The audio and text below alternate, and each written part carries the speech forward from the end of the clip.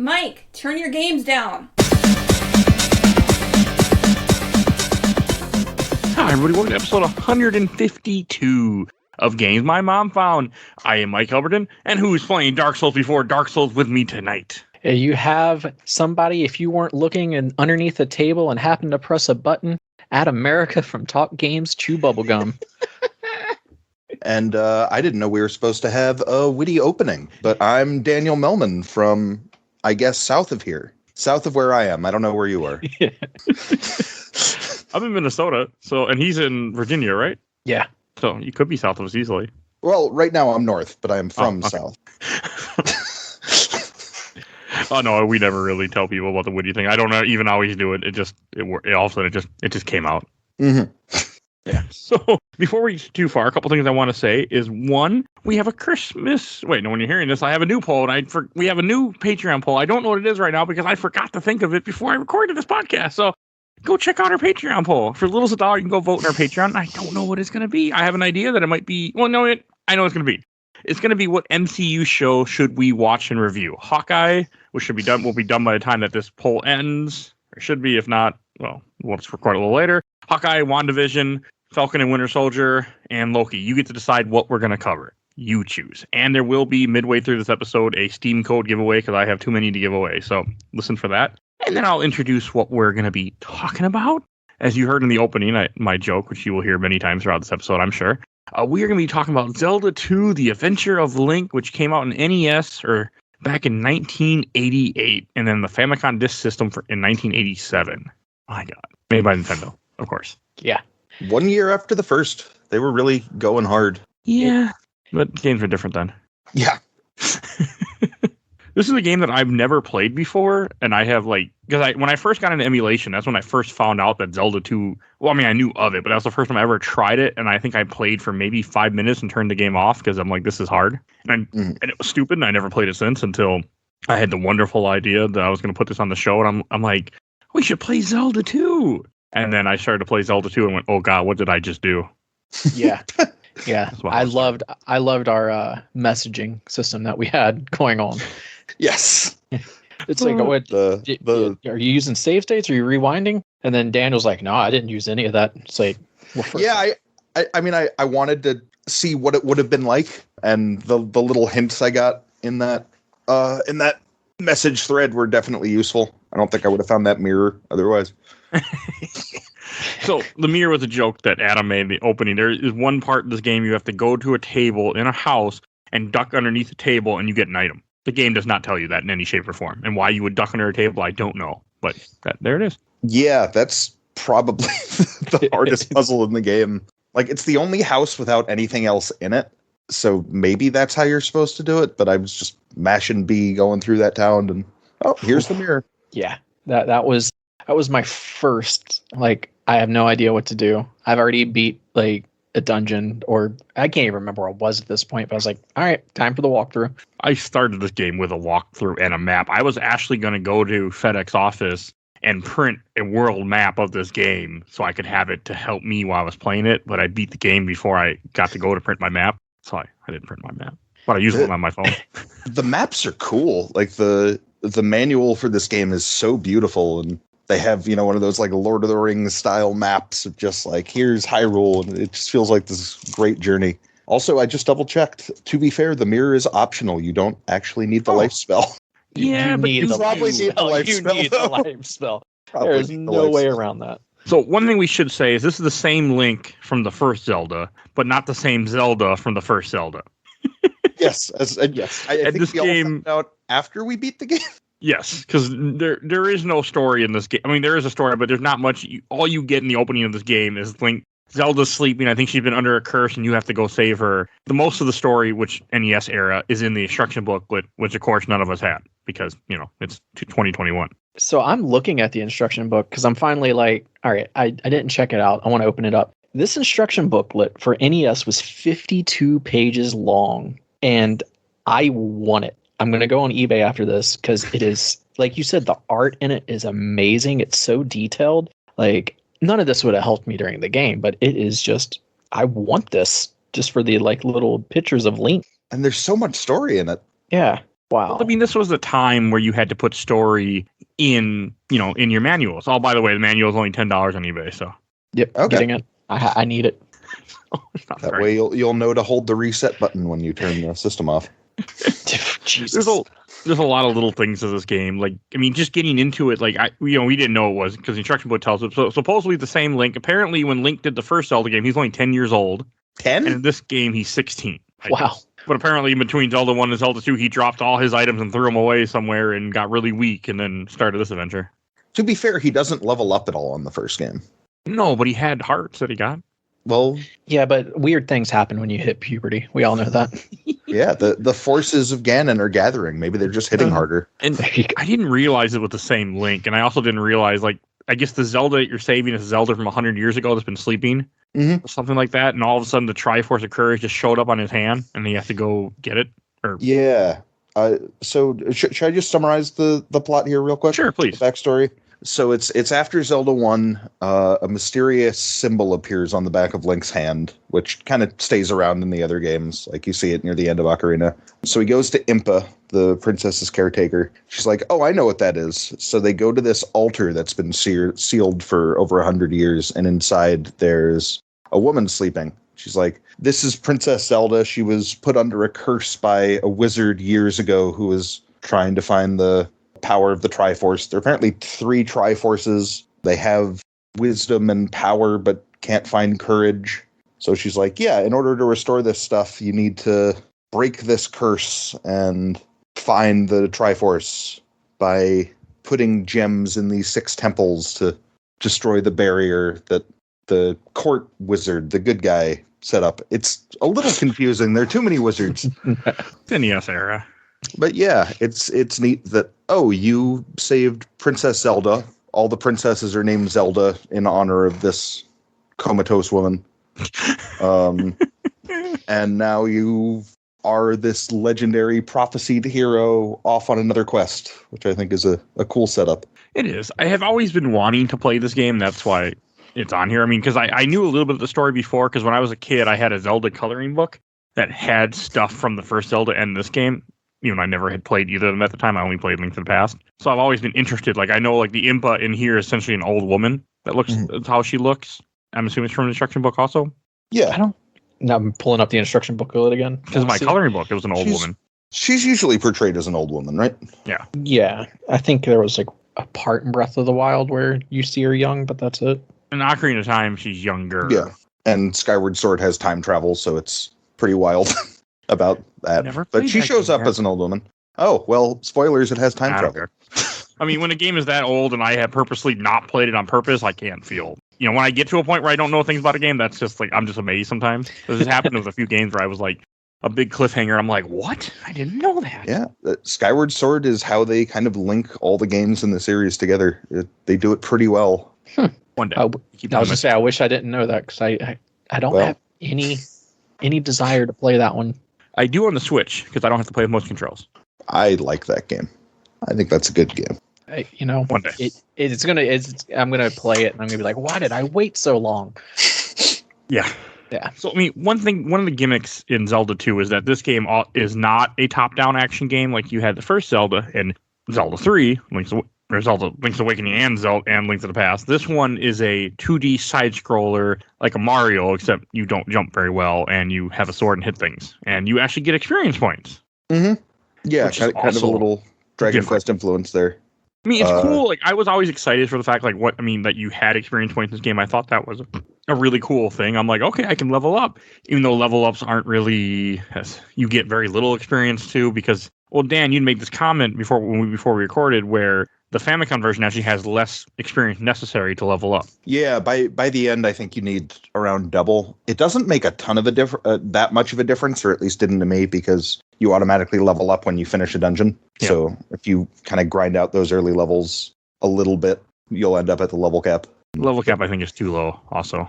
Really? Yeah. Just because you're not powerful enough, or you wish you didn't reach it so soon? I just feel like you're not powerful. Like, I got to level 8 for everything, which is the max at the end. And then I saw I could get more experience. So I went to get more and fill up another bar to get to level 9. And I went to go use it and nothing happened. I'm like, really? You get an extra life. Oh, that's what it is. Okay. Yeah.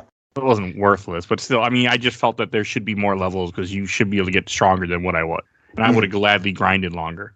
Yeah, I didn't max out all my stuff. I think the only one I maxed out was life. Magic was sitting at 6, and I think my attack was like 6 or 7. Okay. And by maxing out your life, it doesn't give you more life bars. You have to get hearts to get more life bars, but what it does is it makes you take less damage. Yeah. You essentially have more life. And magic doesn't increase the amount of MP you have. It decreases the amount spells take. You need magic containers. And you do need all of those to complete the game. And the other big stumbling block in this game for me with the puzzles. Whew. I mean, the fact that you have to get all these things just to finish the game, and the townsfolk, some give you helpful hints, but some give you nothing. Yeah, and how things are hidden in the game is there's an overworld. So when you're walking to towns or through the forest or stuff like that, and when you're in the overworld, it's top down. And randomly you can walk on a square, and you're all of a sudden, like, you're looking for like a points bag, or there could be like a little doll. Then they're set, but there's no hints to, hey, you have to go 7 blocks down, 8 blocks to the left from this town to unlock, step in that square. I usually found hints. I thought they did a pretty good job of telegraphing them. Really? There's some townsfolk will say stuff. Yeah, and I got that, like, hey, from here, but it's so short. Like the palace has a fake wall. Yep. Like, okay, that's a lot of walls in that palace. I did. But there's also stuff like, oh, the master lives in this specific forest, so I knew which forest to come. Or there's a hidden tunnel to the south of the king's tomb. And when you go to the king's tomb, there's an old lady saying, yo, this is the king's tomb. There's nothing else there. So that's how, okay. Yeah, in the manual, there's this like lavish illustration of it, and there's nothing there whatsoever. I didn't like the way how hidden stuff was, or how you have to heal. I had to look up how to do it. You have to go, and in each town, almost every town you go to, you'll find a woman that comes out of a house in a red dress. You talk to her, then she'll take you in the house and heal you. Mm-hmm. And that was it. I didn't get that at first. I was like, what the hell?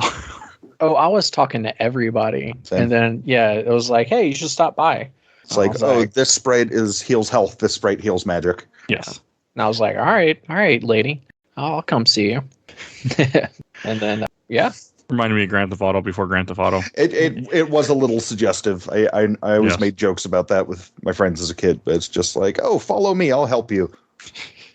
And then because didn't Grand Theft Auto when you got hookers, it heals your health, right? Mm-hmm.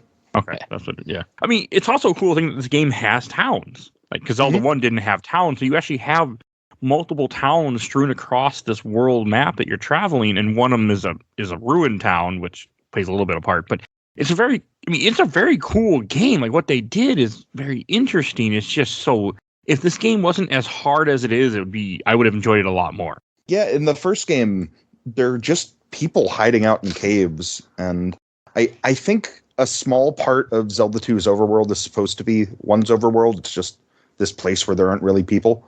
But it feels like so much more of a place. Like, oh, there's a kingdom here. People live here. There's no big castle in the middle like you see in all the later games. But, you don't need a castle to have a kingdom. No, it did feel like an actual like continent that you were on, like a country or something of that nature. Also, as someone who grew up playing the N64 Zelda games, I liked how all the sages in Ocarina of Time are named after these towns. Yeah. With the suggestion that the towns are named after the sages. Yeah. I really like that thing. Cool Mito a aspects sage, of this game. Mito wasn't a sage. Traversing the world map was really interesting, too. Like, these different things that you had to do in different places you would go to, and finding the little Link dolls was strange, but, cool, because those are your extra lives. But it was unique. Like, you even get, like, one thing about almost every town you go to, you'll get spells in town, too, which you have to do certain things. Like, for one, you have to go and find a random trophy in a cave, bring the trophy back, talk to the right person. It's like, oh, hey, come on in. Then you come into her house, you walk through her house, and you go into like a little dungeon area, and then you go and see a wizard, and he gives you a spell. And I thought that was cool. Mm-hmm. I like the hint where it's like, no one's in the church, but the bell rings every day on the hour, so you know to cast the jump spell and jump up into the church's bell tower to find a hidden tower there. Just cool stuff. You see that sort of town design. Well, maybe it was Ada ringing the bell, and then Link said, "Must be bingo." But it does. I mean, it does give you hints. I mean, I don't think any of the hints are really as like obscure as Castlevania 2 would have been, because I think Castlevania 2 completely lies to you, right? If I remember correctly. Yeah, the townspeople are lying to you. Okay. I've never played Castlevania 2 ever yet. I want to, but it never happened yet. I haven't pushed through that one myself either. And I love Castlevania. I should. No, it'll happen. It's going to be on the show one day. So, because I need to play it. There are people who want to help you. It's like, hey, go back to Error, which he thought might have just been a system message. But nope, that's his name. I thought it was a system message. Yeah, originally he had a name, but when it came out, it pulled out as Error, and they just left it in there. Well, later on, you go to someone who's like, hey, go see Error and Rudo. Mm-hmm. So they definitely knew that was his name. Fair. Okay. I think they, because I remember reading something and they just kept it in there as Error or something like that. It's a memorable name. I solved that puzzle. That is fair. I knew exactly where he was. I mean, another thing interesting about this game, it has a lot of, like, as you walk across the world map, one, you'll have random battles where enemies will spawn every 8 seconds, I think it is. Or so there's a timer built in, and then they'll come to you and you'll fight them or run from them, however you want to play it. You just have to get out of the zone. And then also, like, you will have areas as you're walking on tiles that will give you they call them kind of trap, but they'll take you different areas. Like, you try to cross a bridge, you'll end up in a 2D side-scroller bridge where you have to jump across it and travel, or you'll end up in like one part you have a wall, enemies throwing things at you and you have to get past them. Like, this very interesting little concept that this game had that I did like. It's a lot of variety with those encounters. Like, they kind of teach you the enemy types before you go into the dungeons, except the Phallus Guards, which have a very weird name, which I'm going to look up now. Iron Knuckles? Yeah, Iron Knuckles. That's it. Which you sort of need to either have this parry duel that'll always kill you, or just learn that if you jump slash them, they'll always take damage. Yeah, jump slashing works amazing on them. Yeah, like boomerangs you need to block with your shield. I really enjoyed the feel of the shield in this game. You have just high and low, and you're kind of trying to outmaneuver your enemies. I thought the combat in this game felt fantastic. Like, I really loved the feel of this game. How Link moves and fights. Yeah, the shield thing, I don't know what it is. In a bunch of Zelda games, I never feel like I have control over the shield. Like, you have to stay perfectly still, block, or to block something. This one, if something was jumping at me, yeah, I knew where the hitbox for my shield was, and I could block it every time. And yeah, some of those sword fights with the Iron Knuckles, like, I loved them. Like, high, low, low, low, high. Like, it felt like a sword fighting game. Like, it reminded me of Nidhogg, if that makes any sense. I thought a little of Nidhogg. Yeah. Yeah, and I was playing this game on Discord and streaming it, and I reached a certain point, and I was like, all right, who wants to play Nidhogg? I'm in a mode. That game's so good. Yeah, but I enjoyed that. And then near the end, we'll get into it, but there was just so many different, like, enemy varieties that my tactic was, all right, I'm jumping, I am down spiking over their heads, and I'm running. Yeah, the knife throwing Iron Knuckles and the weird bird creatures in the end, which I just thought of as Chozo because big Metroid fan. I messaged the group and I'm like, hey, how are you dealing with these? And everyone's like, I'm running from them. I'm like, okay, that makes sense. Yeah, they hit so hard and throw those knives so fast. And I loved in the final dungeon trying to squeeze through passages and just like, oh, bring my shield up to block the knife. That was cool. I mean, that was some interesting things that they added. Were Iron Knuckles in the first Zelda game? No.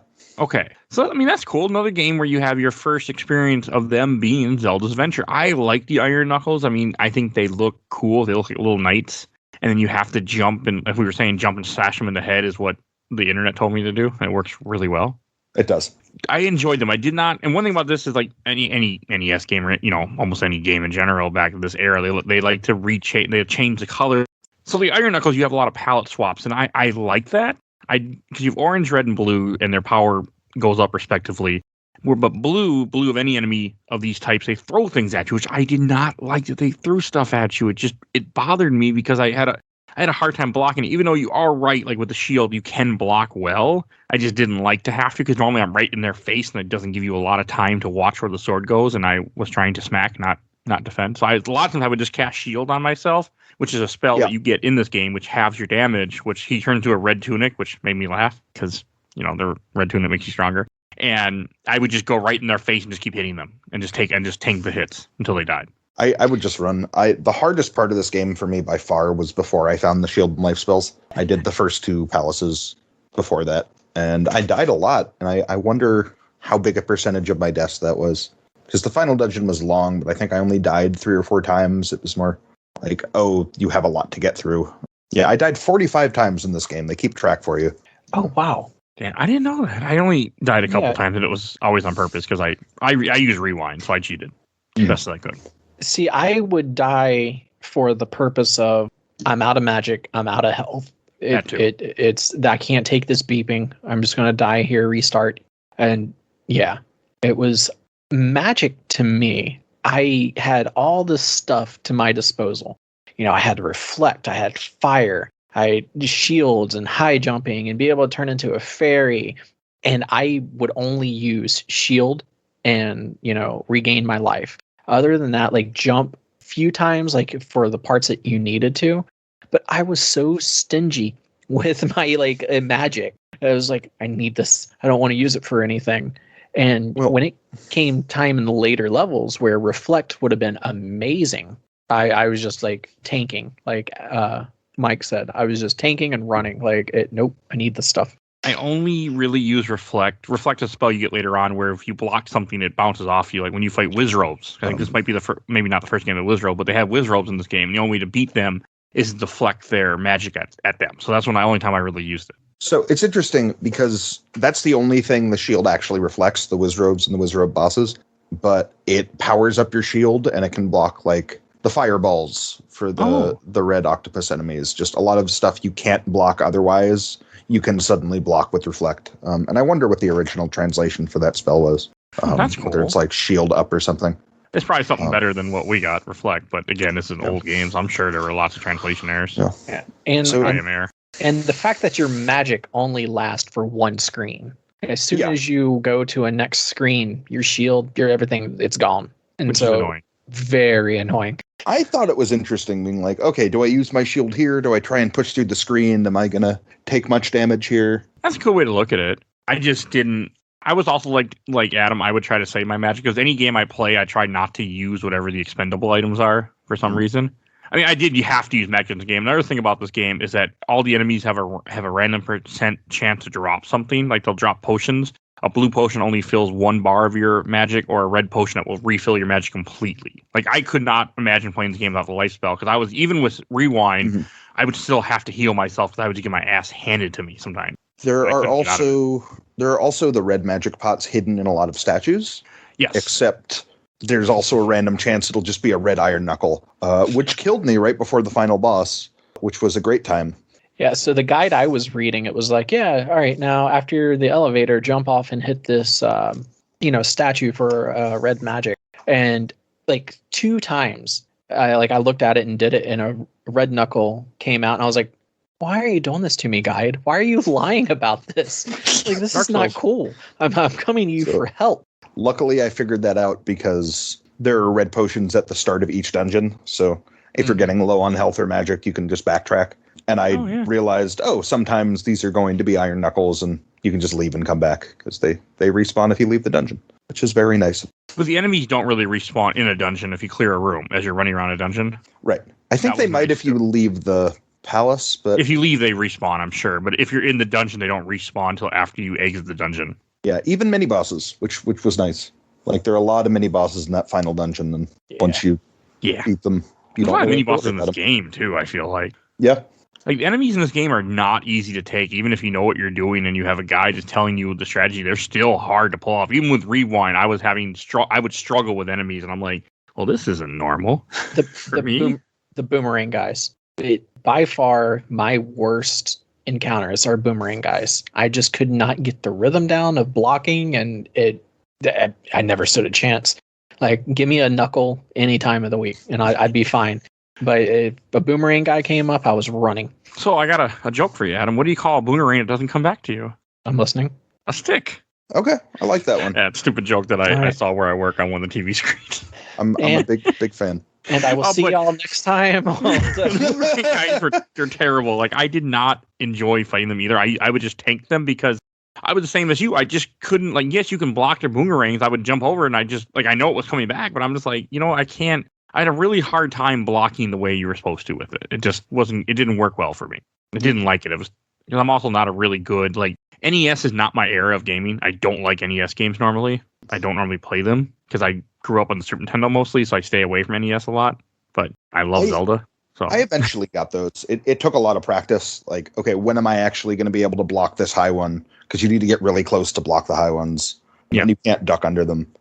No, that annoying me. I wish you could duck under stuff. But I figured it out. Just, beating my head against them. Yeah. I also thought the enemy variations in this game were not bad. Like, it's cool to see. It also has one of my favorite enemies. For some reason, I always like moblins. I like the bulldog-looking humanoids. For some reason, I think they're really cool, and I don't know why. They are cool. And then you see them in Ocarina of Time, and they're huge. Yeah, and kick your ass. Yeah, they're awesome. They're a great enemy type. And I like them a lot in this game. I thought they were really unique and interesting, and they're not bad. You fight them, and as the game progresses, you fight Lizalfos too in this game, which are, again, just the same size as you, but they're a lizard, and you have to hit them in the head, just like Iron Knuckles. But it's cool to see. A lot of Zelda games took enemies from this. And I think part of that is, let me look this up before I say it, but I'll talk sure. I really like Stalfos. Like, you have to hit them in the feet. I thought that was really cool that they were in this game, and I liked them. I was having a fun time fighting them. So I can't remember their names, but the jumpy spider boys, anything that was blue in the game, I don't think I beat one time unless I had to, because I wasn't using my fire power up for a random battle. I was like, I can just outrun these things. What you are talking about, I'm looking it up right now. Those are Tektites, which are from the first Zelda game and other Zelda games. Oh, yeah. They are in the first game. I hate them in the first game because they're invulnerable most of the time. So I found what I was looking for. I just wanted to confirm. Multiple enemies that are invulnerable in this game, unless you have the fire spell that you get. And I was the same with Adam. I wouldn't kill them unless I absolutely had to. I'm like, we'll just avoid them, because you can avoid all the enemies in this game without an issue for the most part. A lot of them, yeah. And also, Tal's a little hard, but also the different regions of Hyrule have different monsters that spawn in the overworld. Yes, cool. And I think they do a really good job of teaching you how the world map works, because when you're going to that second dungeon through the swamp where you walk really slowly, there are bits of roads, and if you run into an enemy on the road, there's 8 seconds for no more can spawn, and you just spawn into an empty screen. So it's teaching you, okay, the actual encounter you spawn into is going to be determined by whether it's a small or large enemy, which you can just see with the icon on the screen, the region of Hyrule you're in, and the kind of tile you're on. And they really teach you and encourage you to manipulate that. It's something Dragon Quest does, but I think they're way more intentional about it and do a lot more to teach the player how to manipulate it, which I really appreciate. I really like how this game is taking RPG tropes of the time and making them a little more accessible. Like, you also have, like, as I was talking earlier, you have the chance of enemies dropping magic bottles. You also have the chance of enemies dropping point bags too, which give you more experience, anywhere from 50 to 200. Yeah. Usually double, I think, you would get from killing them. Well, some enemies give you 10 to like 50, 100, where the last enemies I was fighting in the game, the max level, were about 100 to 150. Mm-hmm. You need about 9,000. You need 8,000, I think, for the last level up. Yeah. So, kind of give you an idea what you're.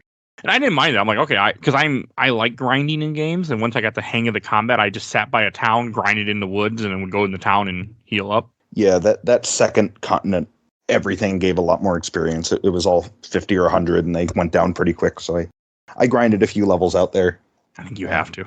Yeah, I actually was impressed by the world map. I was impressed by going to different towns. Like, you have one town that's abandoned that you find, and you have to go and travel around this area go through a cave, and you have to go and break open a piece of the forest with your hammer, because somehow your hammer cuts down trees.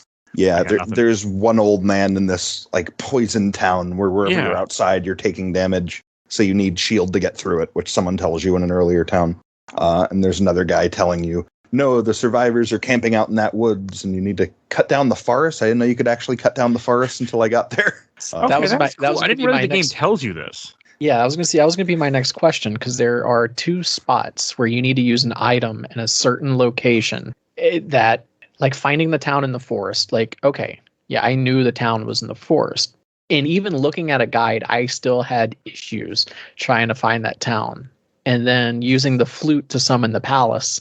I am just So impressed by you, Daniel, that you found and to these get rid of things the out. monster. Well, that's in the manual. You press A to use the hammer and B to use the flute on the world map. I just hit the buttons and see what happened. Yeah, that's how I found out the flute, because the monster's there, and I'm like, okay, I have the flute. They're telling me, somebody told me this is how I get rid of the monster. How do I use it? I'm pausing. I can't bring up an inventory screen, and there are 4 buttons on the NES controller, so I got there. Yeah. I know it's one of these 4. Exactly. Is it A or B? A or B? I mean, it was an odd thing. Like, the flute was one of the items, because each dungeon, like, per Zelda style, you get different items, and the items range from... None of them are really combat items, though, which is interesting, because we're used to, as anyone to play Link to the Past, Link's Awakening, you get combat items. In this game, they're all more of just puzzle items to help you progress through the game. Like, I think the first item you get is a candle, which helps you see in dark caves. I mean, that's all it does, but you wouldn't want to go through it without it. I have speedrunners do, because they memorize where things are, and you can see a little bit by their feet where an enemy is, but yeah, no thank you. Don't you have to get through one cave in the dark, or did I just push through it? You don't have to, no. Okay. I was going to say, I think I did one in the dark because I couldn't figure out where the candle was. Yeah, you can definitely see enemies there, but near the end of the one to get to the first dungeon, there's a boomerang guy, and you really need light for those. No, I did jump through one cave in the dark where there's only one enemy that you just have to, and that's it, one of the little slug things on the ground. But other than that, you have the candle the rest of the game. I was following a guide, though, so. And some I just didn't know what they did until I read the manual. Like the cross you get near the end, which is it's definitely a crucifix, and I'm surprised it's in the NES version, because Nintendo tended to filter that stuff out. Yeah. But all that does is you can see the weird ghost eyeball things in the final area, Death Valley. If you go there, they're invisible, and they sap your experience, which is terrifying. Like, that area is so intimidating. The reason I call this game Dark Souls, if you die 3 times and you run out of lives, you will start back at the beginning, wherever, like, either the main palace... Yeah, the main palace where you start the game, or in the final palace you start at the beginning of that world, you get a game over, and you lose all your experience. That's why I kept on this game Dark Souls. Not your levels, but your experience. Yes. Yeah. Just like Dark Souls. Any experience you use, you're saved, but anything you didn't use is gone. All right. Go ahead. I apologize. I think, like Dark Souls, this is going back to kind of old style PC RPGs. Like, I think that's sort of what Nintendo's doing with the NES Zelda games. They're looking at PC games like Neon Falcom games, like Dragon Slayer, first big action RPG, top down, you're pushing blocks around. Okay, how do we make this accessible for people? Then Dragon Slayer 2 is side-scrolling, although it actually changes to top-down combat whenever you get into combat, which is it's kind of Zelda 2 in reverse. Okay. And that game is just impossible to play. I tried to play a little. Like, if you're complaining about this game's puzzles, think about its contemporaries. To get into the first dungeon in Xanadu, you need to fall down a pit in the first town, walk to the left until there is one tile for the next pit down, walk back, like on the far left of the screen, walk back so you can see an item shop, go into the item shop, don't buy anything, and walk left, and there'll be a ladder down to the first dungeon. Yeah, no, thank you. Yeah, just in terms of puzzles, this is way friendlier than the games they're working off of. Yeah, I'm good. That's why I stay away from NES. What were you going to say, Adam? So we were talking about the game over screen, and when you meet, it's like, oh, Ganon's destroyed you or whatever. He makes this laugh, and for the life of me, I know I've heard that laugh, and I think I just figured out what it was. I was like, can anybody tell me what that sound was? Because there's a lot of things that got reused, reused sprites and stuff. The curtains from Mario 3, as well as the blocks, But this laugh, it was driving me insane. And now talking out loud, I know what it was. And that is in the NES game Kung Fu. Okay. I don't know if you've ever played it. A little bit. I know of it. But the Ganon laugh at the end is the exact laugh of the bosses when you go in. That So apparently it's a different sound in the disc system version, just like this harsh sound. I really like the laugh. Yeah, it was just driving me insane. I was wondering if anybody knew it, but I think I figured it out. All right. Yeah. So never mind. All right. I did not, by the way. It's weird how little a part of the story Ganon is. Like, he's not in the game. He's not, and they mentioned that they need the blood of Link to revive Ganon, but they don't Ganon's followers don't have anything to do with the story. I was wondering if the wizard was supposed to be him. Was supposed to be like a little hint at Ganondorf, which would show up later. Yeah. I think they first mentioned him in Link to the Past. Yeah. But he's not really relevant to the story except, some of the enemies you're fighting. Yeah.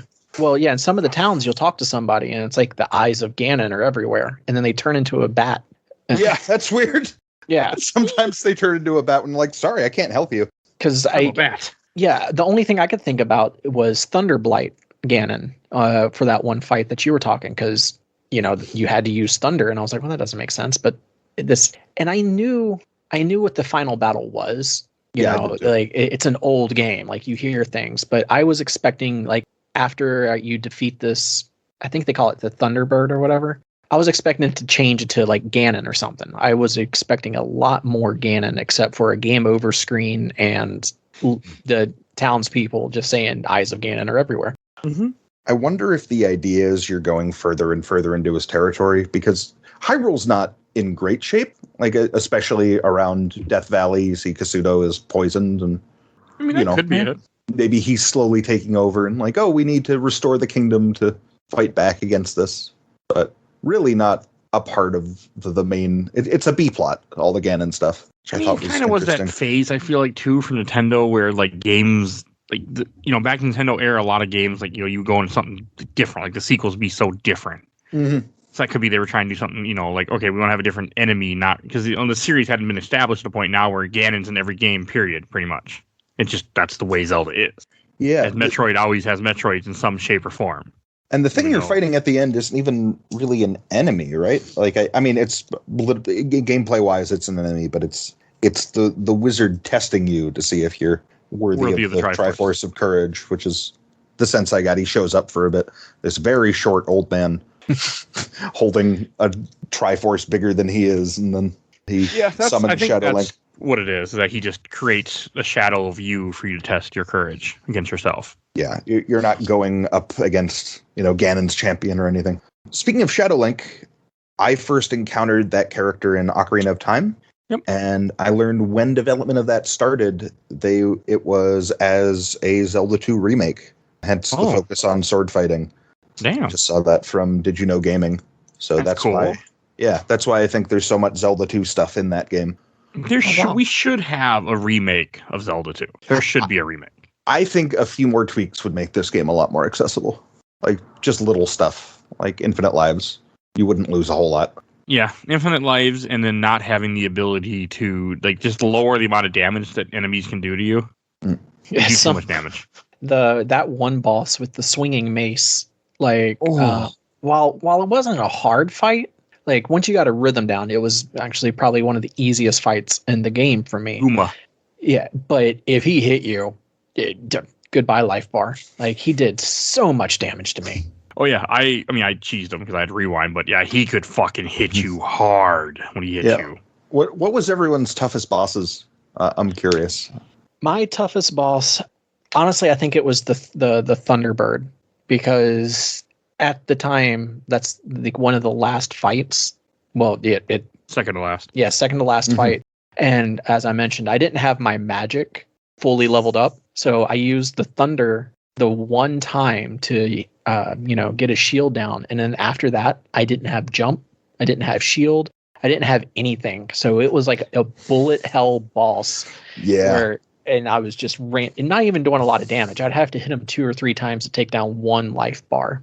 And it was just, once again, I got a rhythm, but that by far, if I would just grind it a little bit, it could have been a lot easier.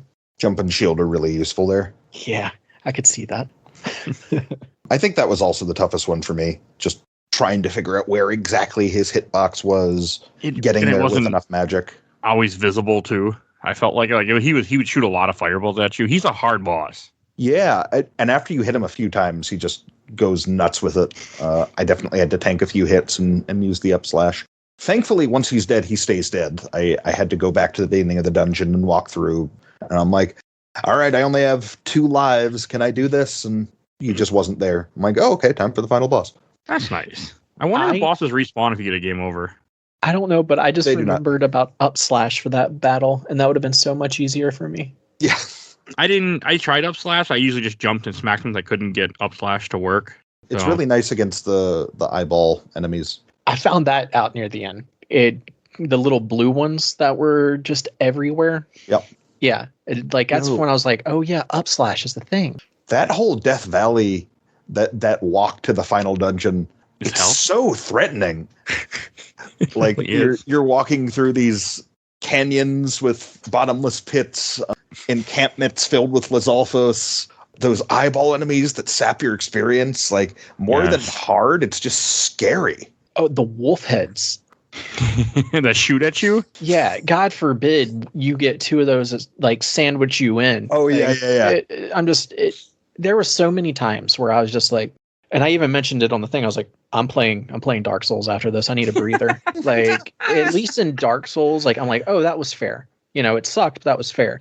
Those wolf heads, they'd sandwich me, and I'm like, that was not fair at all. Yeah, there's a couple, like in some of the dungeons, you literally have to go down a hole and break all these blocks, and then you'll go and grab a key or something, and then the wolf heads will just center on you and you can't get out. It is miserable to get out of. You really need to be prepared for them. I've been playing a lot of Castlevania recently, like the old Castlevania games, and the Medusa heads are almost identical to the wolf heads, so I feel like I've had a lot of practice with them.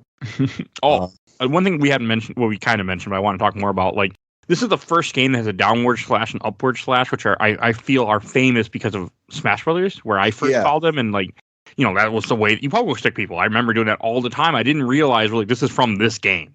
It makes sense because you're controlling Link in a 2D plane, and this is the only official Zelda game where that's the case. Makes sense that that's his moveset. What about Wanda Gamelon? Oh, I'm sorry. I never How could played I it. forget? I want so bad. Faces of Evil. You play as Zelda in Wand of Gamelon. Okay, I really want to play those games. So I just gotta find a working CDI emulator, and the day I do, they will be on this show if I can find a sucker. So I can't imagine actually playing those. I've seen people play it. I cannot imagine it at all. I'm gonna So do it. terrible. One day I'm gonna do it. I just gotta. It just hasn't happened yet. But when I run out of Zelda games, then I'm going for those. And those are the closest thing to official Zelda games where you can play as Zelda, right? Or I guess Hyrule Warriors and Yeah. Cadence of Hyrule now. Oh, but as I was saying before I cut myself off, Yeah. and change the subject on myself, you get upward and downward slash in the game in two different hidden places. You have to go find two guards that are in town. Like one you have to literally jump up to, and I forget what you have to do for downward slash to get that one. I Downward can't remember. I think that's the one in the church, isn't it? Or, No, upward no, slash. no, no. Oh, downward slash in the church. I don't remember what upward slash was. Oh, I think you need to save a kid on an island. Oh, Yeah, you have bring to him back get in to the his kid. maze ruins when you Yeah. fall down a hole in a square that gives you no recollection that that is something there, and you find the kid. Okay, that's how you get it. Yeah, game is very confusing on purpose. Also, the boots.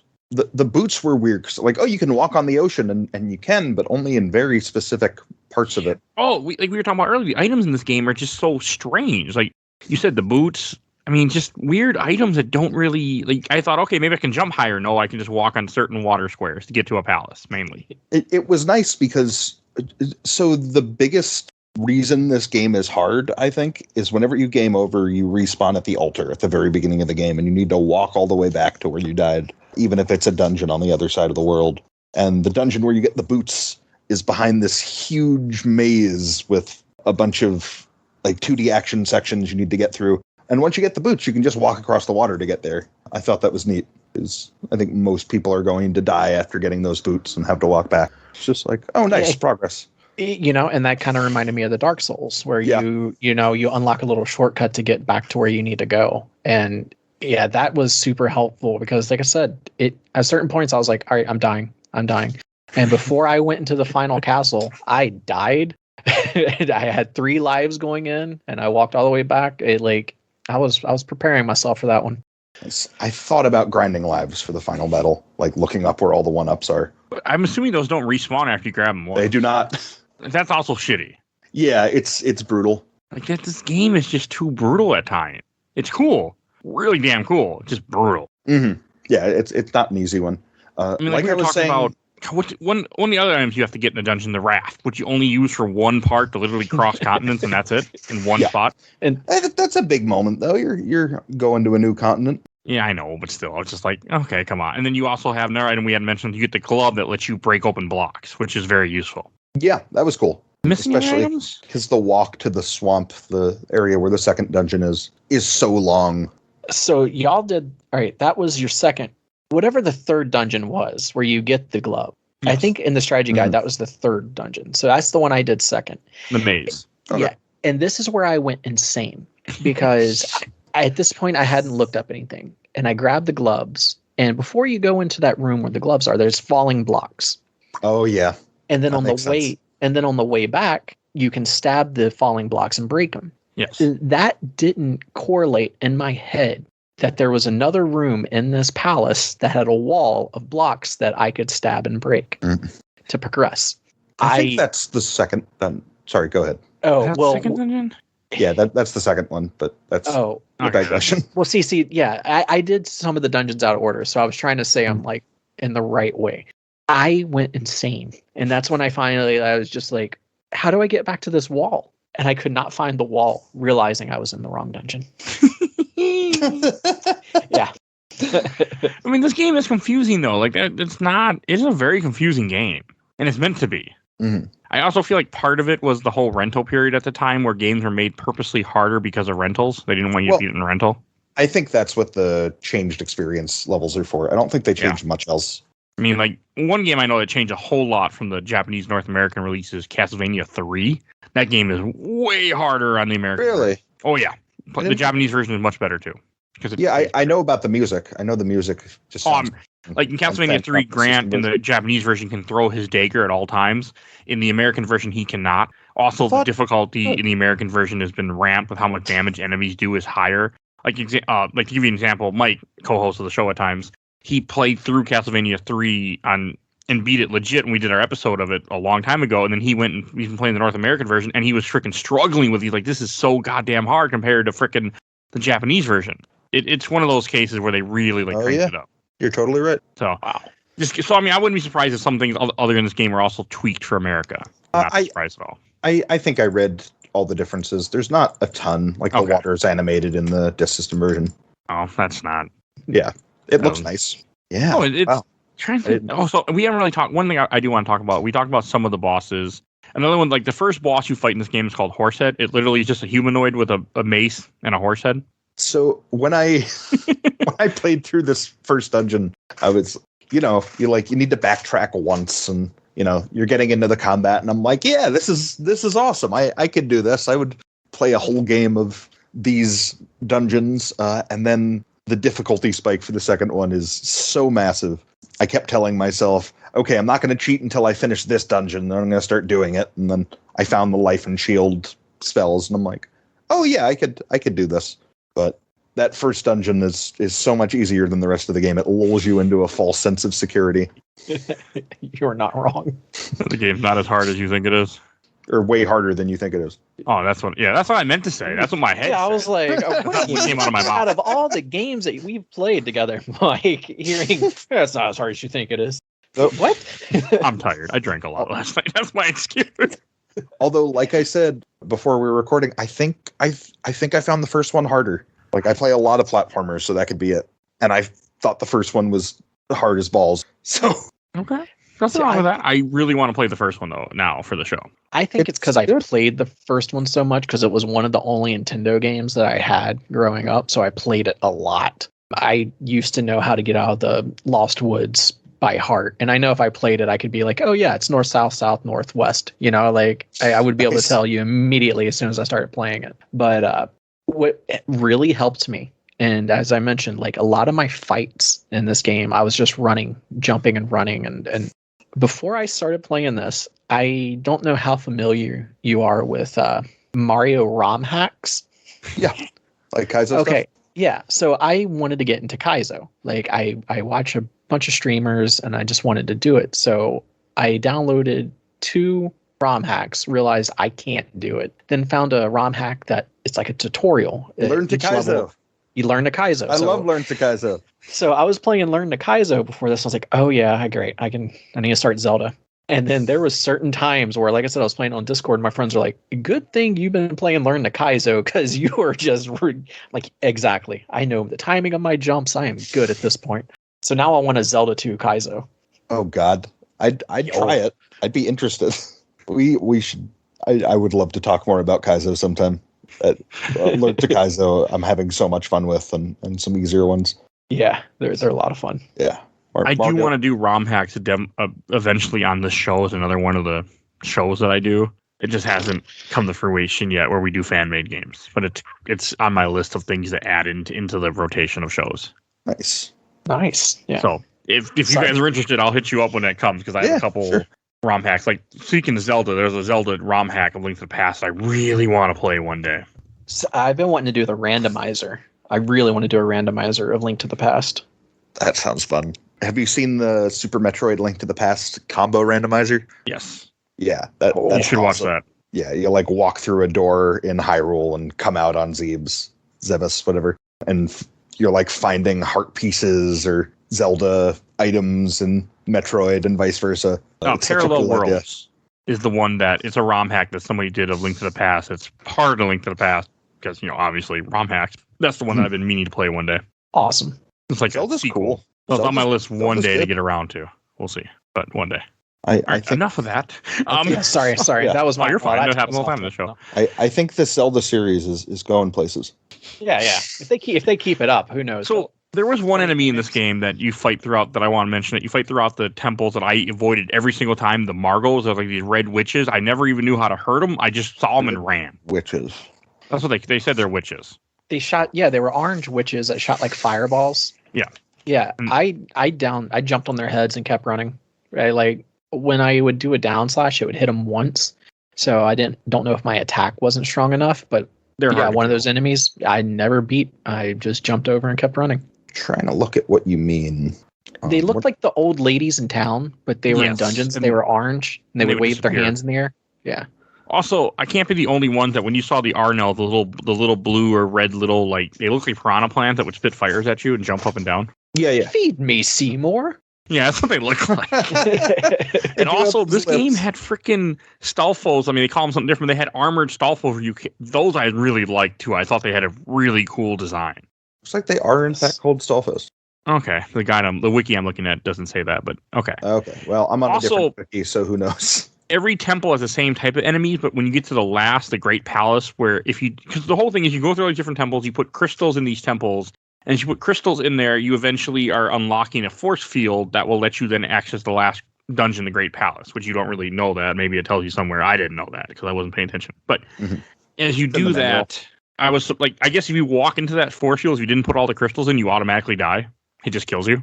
So I tried to leave the dungeon because I thought, like all the other ones, they would have a magic drop at the start. And the barrier is back, and it doesn't close if you go in through the other direction, and it kills you immediately. That's how I found that out. Oh, wow.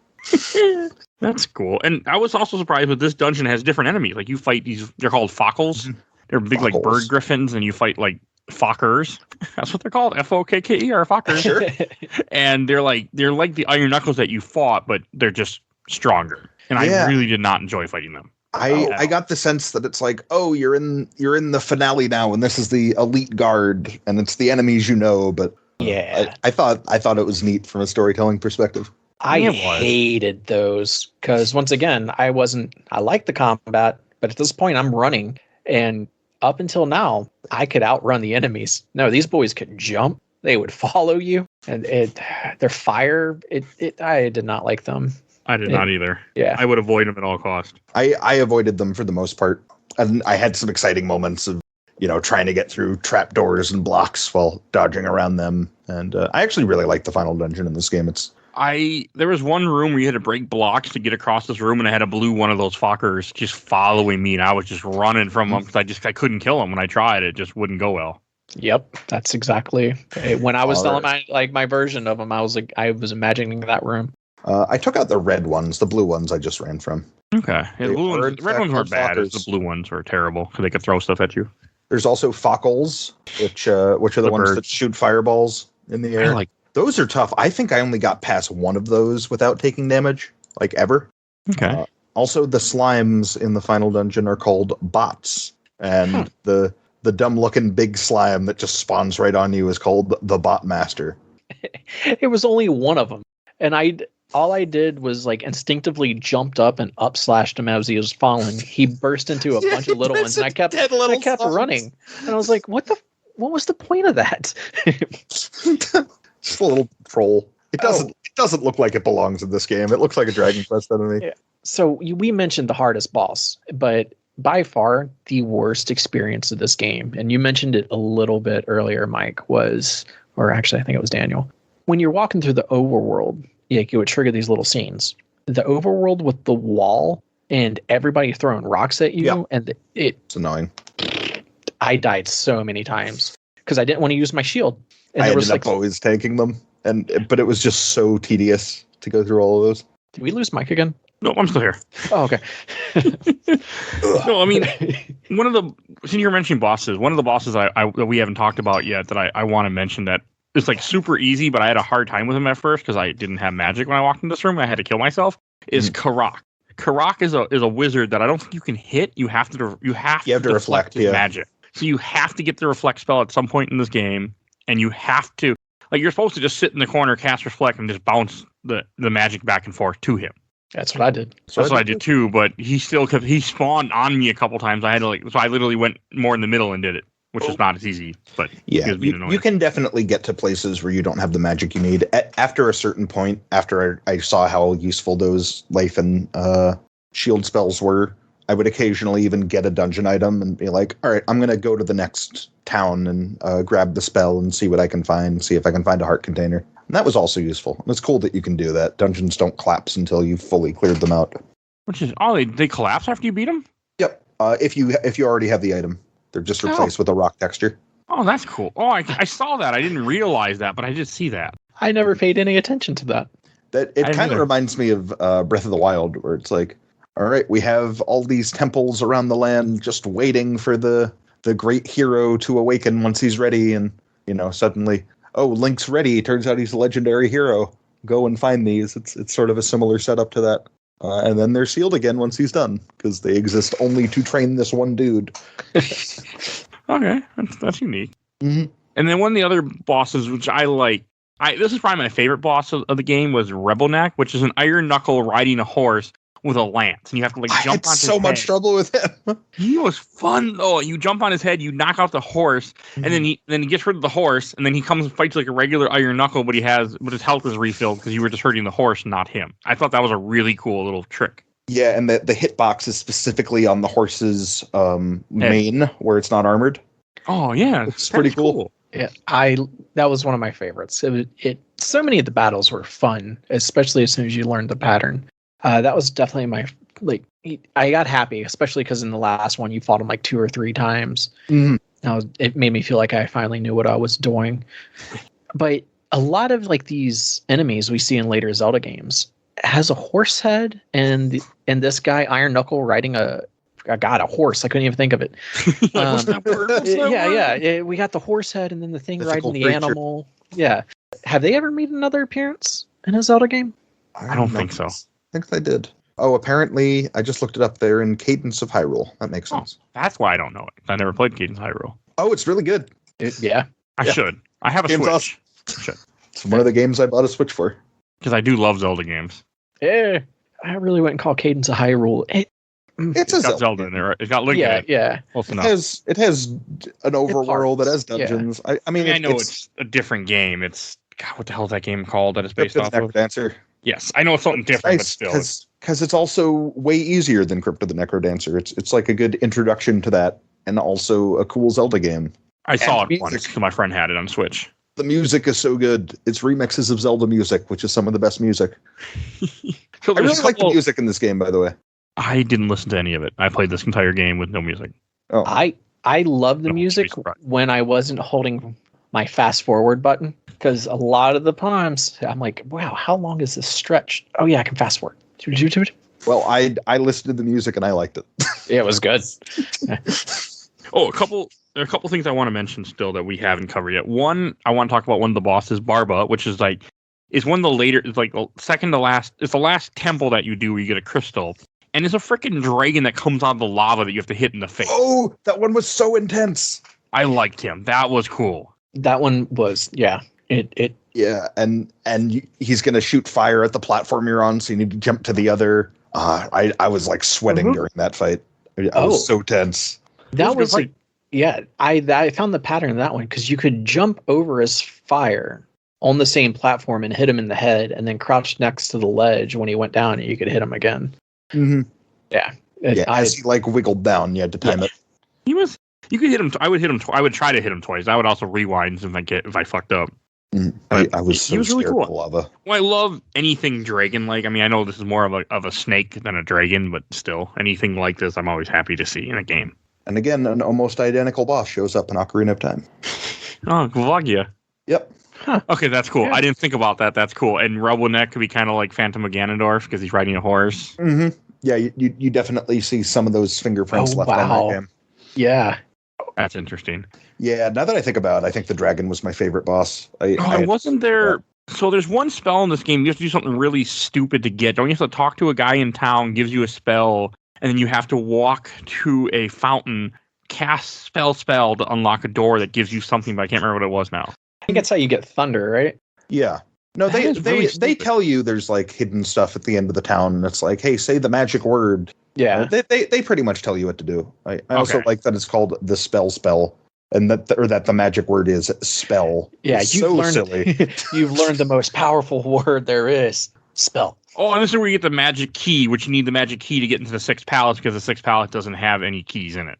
Yeah, and in the fifth, yes, I think you can also do that in the fifth palace. I Which is wonder just how weird. early you can get to that town and just not have to worry about keys and sequence break the game. You can also go through doors as a fairy, by the way. Okay.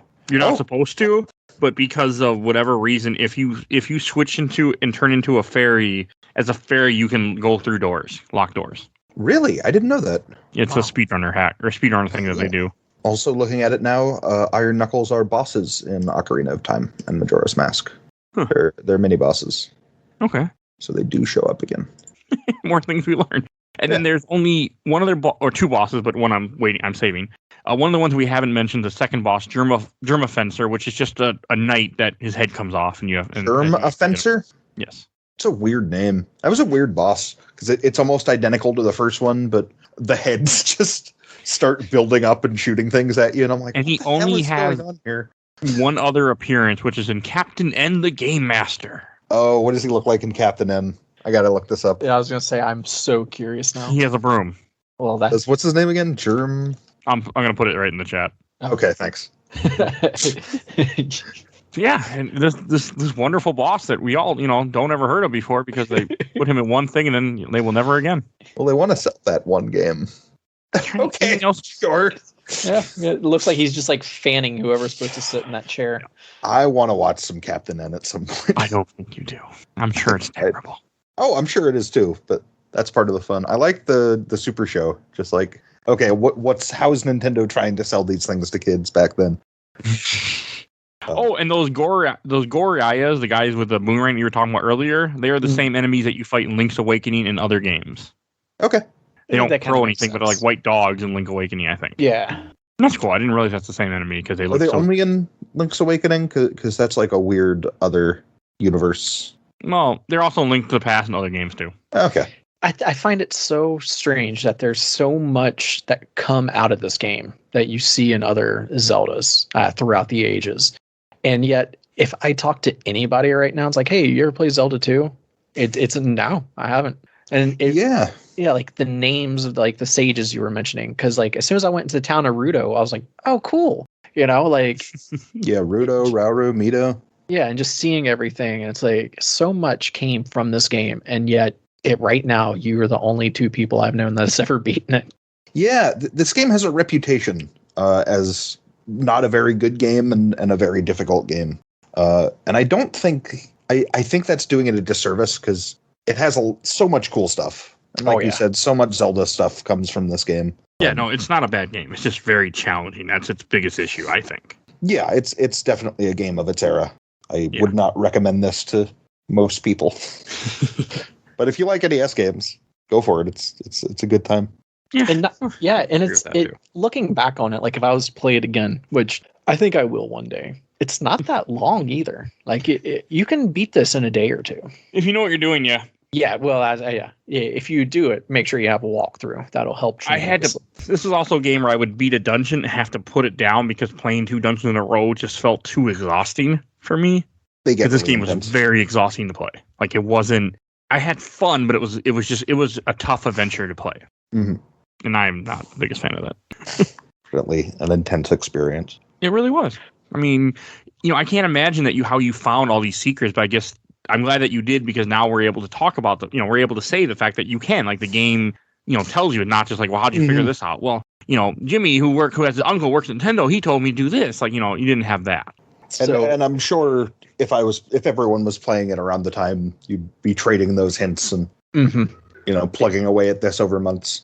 Right. Yeah, it was one of the running joke amongst the people that I was playing on Discord with was, does anybody have the phone number to Nintendo so I can call and get a hint? Like, and I imagined at this time that Nintendo hotline was going crazy when this game came out. Like, I was like, I'll pay somebody $5 a minute if they can just tell me where the hell this lost child is right now. Like, but again, if you compare that to the secrets in the first game, they're telegraphed so much more, because the first game is very much, okay, just try and burn every bush on this screen until you find a heart container.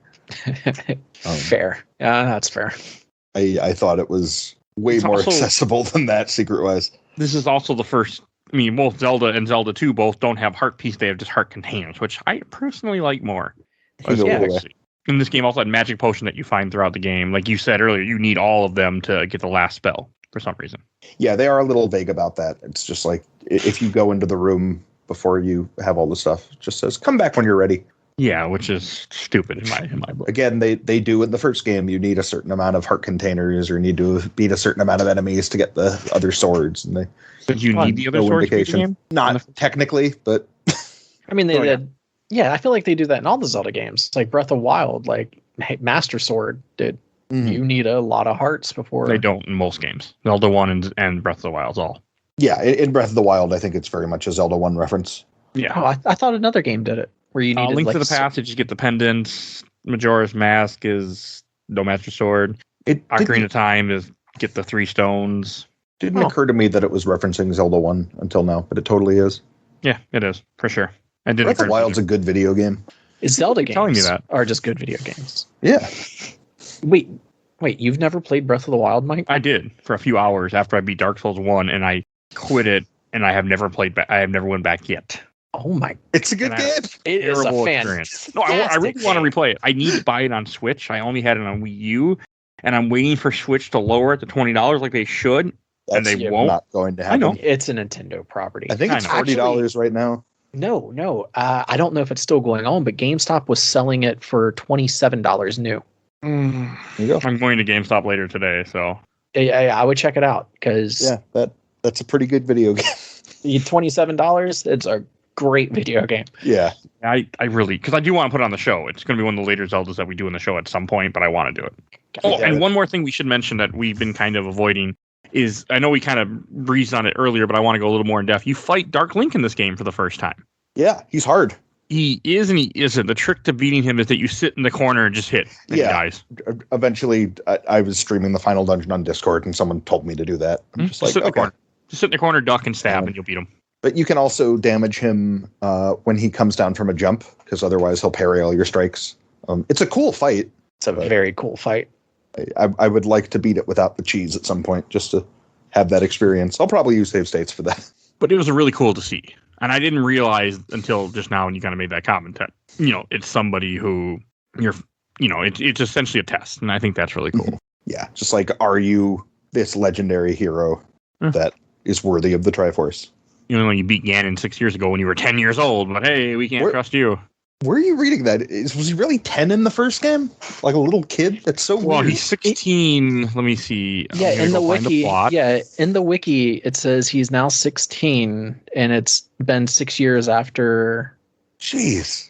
Yeah, 6 years after the events of Legend of Zelda, the now 16-year-old Link notices a strange mark on the back of his left hand. So he was a little kid. Weird. Huh?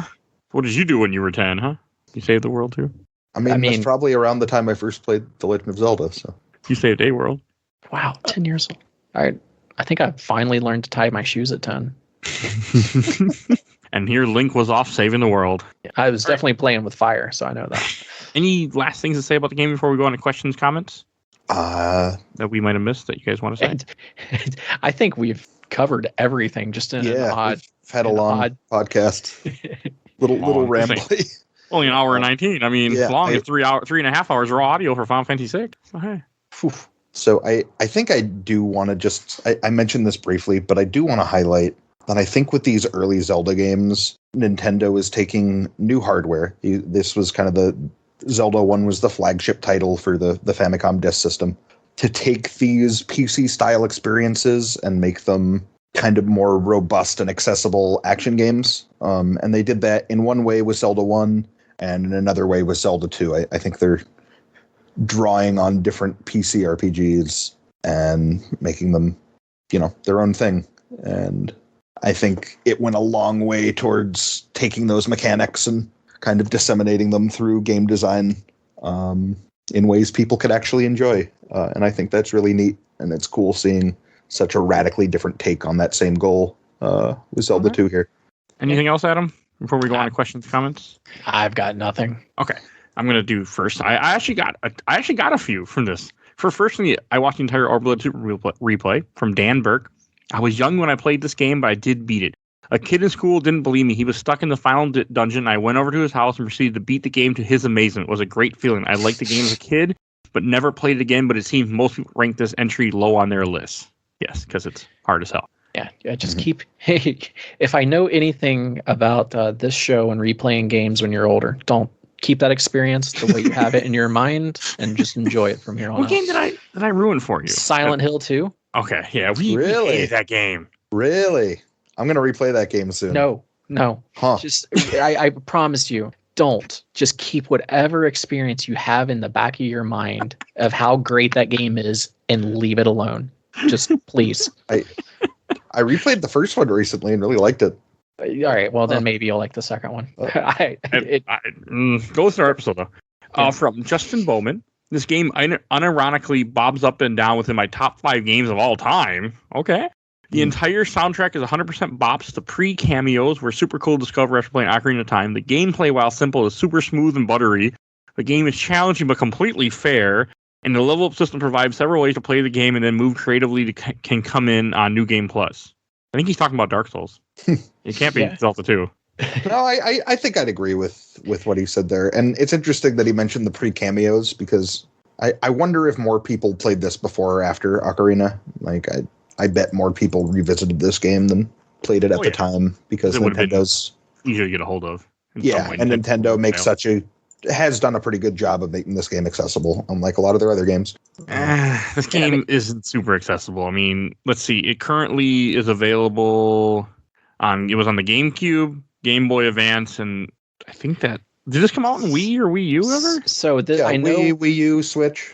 I know this is on the 3DS store. I know it's if you have Switch Online, it's part of the Switch Online games. That's how I played it. I know the Game & Watch just came out, and I've had no problem finding those. And if you're a Zelda fan, it's just a nice little piece of Zelda. I want one for the sole reason to put it on my shelf. Yeah, I've kept it, and I'll bring it out in all of its packaging still, and I'll put it up and use it as a clock every now and then on my desk at work. I mean, then I neatly package it all up. Like, I love the thing. I'm thinking about just buying another one so I can keep one in the box. And it's stupid, I know, but I love it. I mean, if you are going to flip that in 10 years, you're going to make a lot of money off of it. Yeah. So, all right. And from friend of the show, Steve Lusiter. God, this game is awful. I gave it a 4 out of 10, and only because the dungeon theme is a total bop. It's wonky, awkward, and aimless on top of its difficulty. Would not recommend. I appreciate what it tried to do with the franchise, but it was either just done badly or it was way too early to try it. From Jeff Teichel. This was way too hard for me as a kid. Couldn't understand the map, couldn't understand the jump attack, couldn't get the magic. Plus the Ganon laugh and game over red screen always scared the hell out of me, so I just went back to Duck Hunt. The dog's laugh is creepier. I was just thinking that. Yeah, I think you're not escaping games laughing at you if you're playing Duck Hunt. And from Adam Carr, played a lot of this game before I could know any better. Loved it a whole heck of a lot more than Zelda 1 simply because it was a side scroller, but I was 5 and my opinions were shit then, shit now, but shit then too. All right, and then from the Zelda fan group, I got a lot, so I will not be reading all these. So, because I got a ton from you guys. So thank you. First one, though, from Anthony Reyes. This was my first Zelda game ever played and beat. Lots of memories of it with my mom. I weirdly still remember how to traverse Death Mountain. It isn't a bad game, but it was an experiment for sure. We haven't talked about that, but Death Mountain, I did it with a guide, but Dan, I know you did it legit. How was that traversing through all those maze-like area? It wasn't that bad. Enemies stay dead once you kill them, and there are no real pits. So you kind of just go through them and walk around for a while, try the different paths. It's not terrible. Okay. From Chad Van, I bought it in 1991 when I was 14. I was instantly hooked. It's a hard adventure and a thrill to complete. I absolutely love it. Be sure to spend plenty of time leveling up. Mm-hmm. True. Randy Edwards, absolutely one of my favorite Zelda games. I completed this so many times I lost count. That's not something I was expecting to read. And from Cassandra Brooke, first Zelda game. My older brother was the one who played it first and never beaten it. All right. Okay. From Eric Zahn, a great underrated game. I've been running some challenge runs on it lately to keep it fresh. This is a picture of everything you get in the game at level 111 without upgrading a stat. Okay. You can have all full magic meter, full, and all the spells. That sounds terrible. I would never play that. Huh. From Frank Ondish, my second Zelda game. This one seemed so amazing at first. After playing the original, the map had grown so much. There were towns with people. The game added experience points that were part of the number of RPG-style games at the time. The game was freaking hard, too. I always thought it was cool that they made the original game's map a small part of this game's map as well. Yeah, I had heard that was the case, but I didn't notice it. Maybe I just don't know the first game's map well enough. I didn't notice it either, but it's possible I don't know the first game either very well. I've only played it once. I believe them. Yeah. Okay. From Julian Frolin. This was the first game I have a clear memory of buying as a kid. Got it from Sears. What's a Sears? Anybody know what Sears is anymore? I know. I still get. I'm trying to find the catalogs back at yard sales for reasons. The gold box and the sword, the cover got my attention. Took it home and promptly got my 4 or 5 year old butt handed to me. Never did get very far. Officially fell in love with the series with the next game. Same here. That's really Link to the Past was this huge sea change in Zelda, and it's where everything really clicked into place. It's just one of the best games ever made. I can't wait to play it again. Yeah. Now that I played the first two. From Bruce Hoover. I remember playing it when it came out, couldn't get far into it, then I beat it when I was around 14 or 15, like Metal Gear. I need to play Metal Gear 2 someday. The original Metal Gear. From Matthew O'Neill, Zelda 2 is a very much game that requires a game guide. With a game guide is a lot of fun. Without a guide, however, it can be overly cryptic. I remember revealing a house in a town using a magic spell. I was stumped on that for ages. It wasn't until I referred back to the guide that I could continue the game. All right. Okay, here's one from Winston Pennington, because in my post, I called it Dark Souls before Dark Souls, partly out of joking and to get people to comment, which it worked. Here's one. Like, seriously, I never would have thought it to be like Dark Souls until you say it now. Like, really, if Dark Souls came out back on OG NES, this would have been what it would have been like. I could not figure this out. My dad and mom both beat the OG Zelda, but none of us could figure this one out. Yeah. I think there's also just a huge focus on the shield in combat, which is what makes me think of Dark Souls. Like, definitely. Yeah, fairly similar games in a lot of ways. Like, the more we've talked about it, the more like it's very similar. We're using items in certain spots to unlock shortcuts from the beginning to there. The combat, like, yeah, it's getting weirder the more I think about it, how much it is. They have pretty similar influences. They're both evoking that old school RPG thing. Mm-hmm. Dark Souls I got a couple more to read. I had more from that group, but I just had too many. But thank you guys for commenting if you listened to this episode.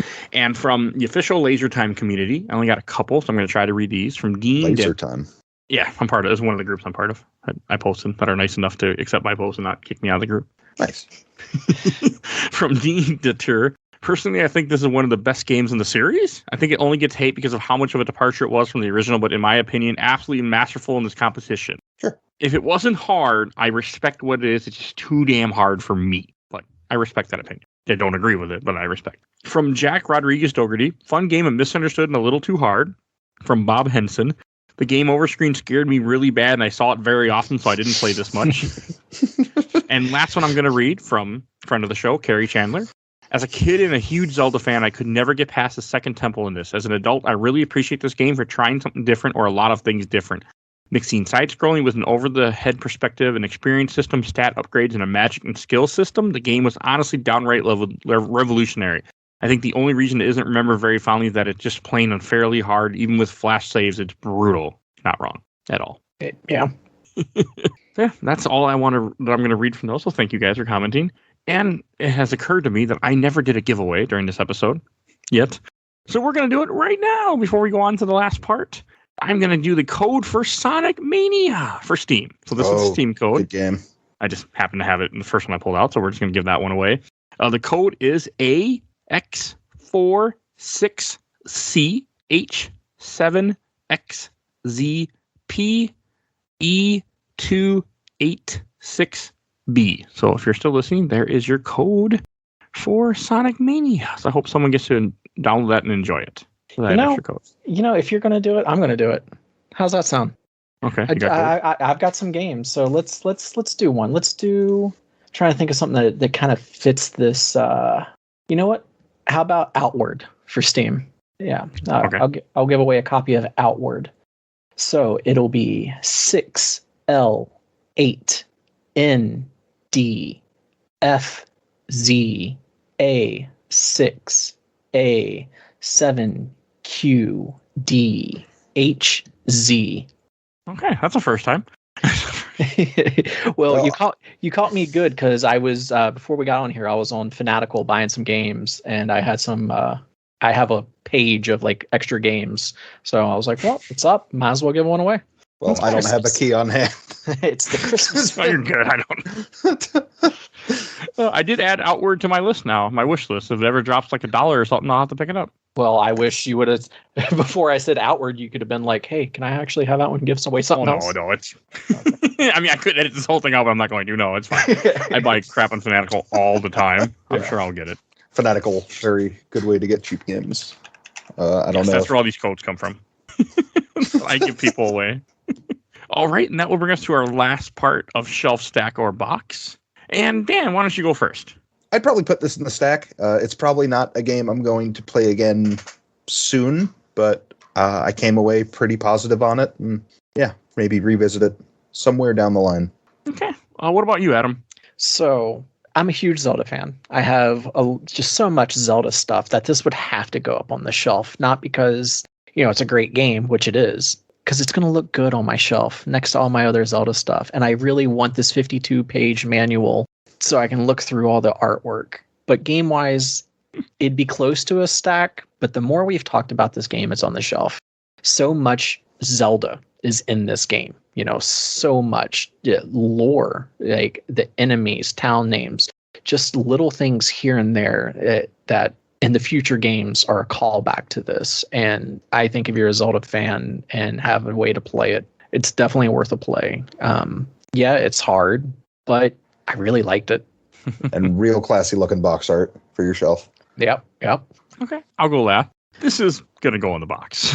I never want to play this game again. I'm glad I played it. I'm glad I beat it. I'm glad I can finally say, yes, I had tackled this Zelda, but it wasn't for rewind. I think even with save states, it would have been just hell for me. It was the fact that I could rewind every move I made that made it playable, and I was able to get through it. And so I can't put a game like that on the shelf. That I did not. That gave me so much trouble. But it is a good game. Like I will be recommending this to people, like to play the Nintendo Switch version, but play with rewind. Don't think, I'm gonna, don't do what Dan did. I will never recommend anyone does what Dan did. I liked it. See, that's my next one. Like now that I know what I'm doing, I'm gonna play without a guide. It'll be a little easier, but I know I'm still gonna get stuck somewhere. Yeah, but that's insanity. Yeah, I'm not recommending that to anybody. So that was Dan's choice, but no, I'm not. I wouldn't tell anyone to do what he did. So I give you prop. I would tell some people to do what I did. Not everyone. I'm not that kind of person, so I can't even. I would not recommend you do that just with how you enjoy games and what you get out of them. Oh, I play every game on easy. Yeah, which is totally valid, and you probably wouldn't enjoy playing this game without save states or rewind. Yeah, I don't enjoy getting my ass handed to me in games. Yeah, if you're not looking for like a really difficult time, I would say pass it up. But if you're up for the challenge and just really want some good Zelda lore, because even like the towns, like looking back at the towns, I remember every time I went into one, I was like, this is so cool being in a town. Like, it's weird. Way more towns than in any other Zelda, I think. Mm-hmm. Also, just the world feels big. I guess Breath of the Wild has a lot of towns, but Mike hasn't played that. Yeah, you expect that from a game. Yeah. I might be walking out with Breath of the Wild today. If I go to GameStop and I see it might happen. It's so good. It's such a good game.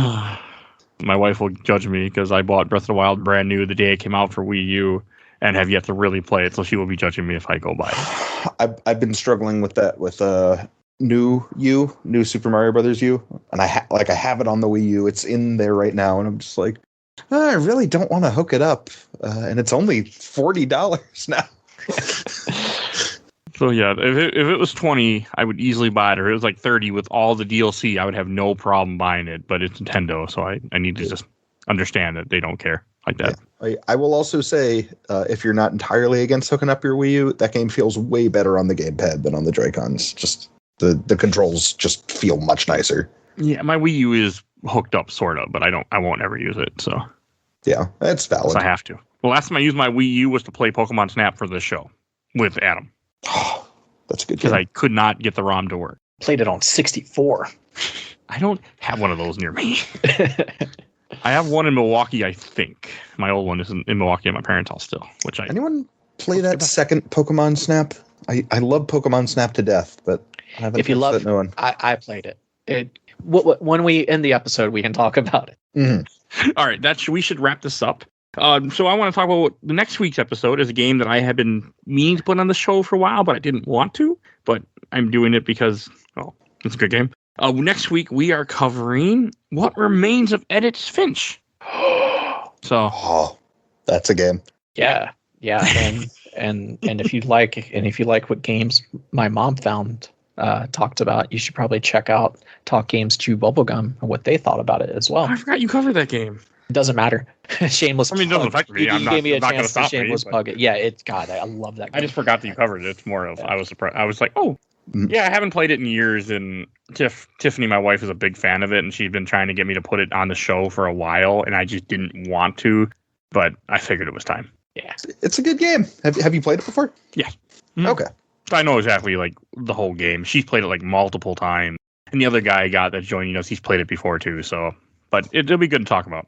Yeah, absolutely. Good stuff. And I need a shorter games because then we're covering Pokemon Emerald after that. So I need something to give me more time to finish Emerald. Fair enough. That's when I put this together, at least. And if you want a little more Zelda 2, I should have something up on my blog, Ludo Narrative Discotheque, by the time the show goes up. Links in the show notes. I'm still figuring it out. You just send it to me, and then I'll put it in there whenever we have it. Cool. All right, and Adam, where can people find you at? Talk Games, Chew Bubblegum.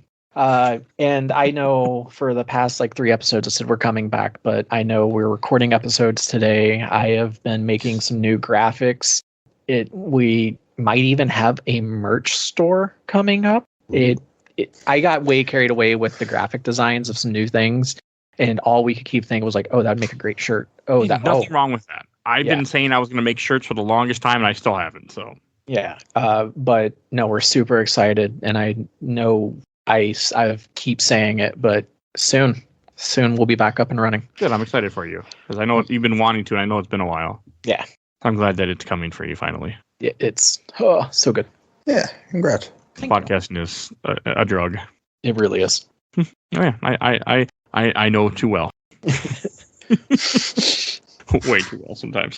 All right, and if you enjoyed this episode, you can go find... Well, actually, I should say, we have other Zelda episodes. I shouldn't be amiss to say that, even though I always seem to forget to say that sometimes. So I'm going to pull up. If you want more Zelda, you want to hear our opinion on other Zelda games that we have done on this show, we have covered Legend of Zelda Minish Cap, episode 141, Legend of Zelda Link's Awakening, episode 123, Ocarina of Time, episode 105, A Link to the Past with special guest Jeff Cork, who was at Game Informer at the time, episode 50. Legend of Zelda Majora's Mask, episode 27. So if you want more Zelda, you can go check out our reviews of those episodes too, which are good. What's the best episode of those? I would say Minish Cap because I was on that one as well. Majora's Mask is pretty damn good. We got into all about the death and everything and what the game is referring to. Yeah, Majora's Mask is probably never finished that game. It's a good game. Yeah, I should really. That's my it's a lot of crap, but it's a good game.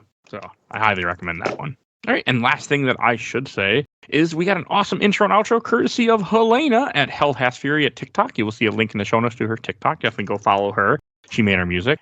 And please follow us on Facebook, Instagram, Twitter, and on YouTube. We are on YouTube, but only audio, but we're there if you're listening to your podcast while you're at work, like I have before. It works well. You put an open tab and just put it on. So you will see all our episodes there. They usually go up the same day, sometimes a day later. Sometimes it just depends on when I get to it. But if you're ever looking for episodes, you can't find them. Go on Podbean or some other podcast platforms and you will find everything. Everything is out there. It just sometimes like iTunes and Stitcher will only show 150 episodes. And I have produced 270 some episodes at this time. So I'm a little insane. Yeah. Yes, you are. So you guys go check that out and we will see you guys all next time. Bye, everybody. Bye. Aw.